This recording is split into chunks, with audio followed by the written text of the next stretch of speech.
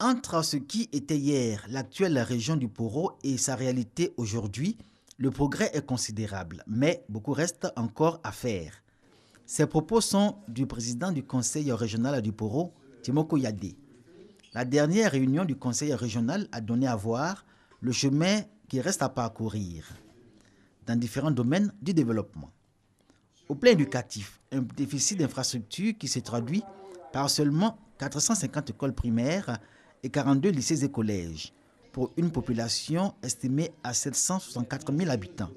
Conséquence, des classes pléthoriques et des cas d'enfants qui parcourent 15 à 20 km pour se rendre à l'école. Et pour ce qui est de la santé, la région du Poro, que composent les départements de Korogo, Mbengue, Dikodougou et Sinématiali, ne compte que 65 établissements sanitaires à divers niveaux hiérarchiques de la pyramide sanitaire. Des établissements sanitaires d'ailleurs mal répartis dans une région qui ne compte que 169 km de routes bitumées contre 4 700 km de pistes. Dans le domaine de l'adduction en eau potable, le manque est édifiant. Cette région en fait une quête permanente, autant que l'électrification, malgré les efforts accomplis par le programme présidentiel d'urgence PPU.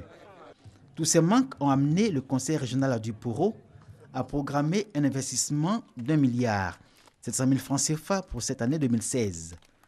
Au regard des besoins et des aspirations des populations du Poro, le président du conseil de cette région, Timoko Yade, fait partager son rêve de faire de cette partie du nord de la Côte d'Ivoire un pôle à la fois économique, agro-industriel, touristique et universitaire dynamique. Dans cette perspective, il explore les voies de la coopération et du partenariat afin d'élargir les sources de financement du conseil régional du Poro.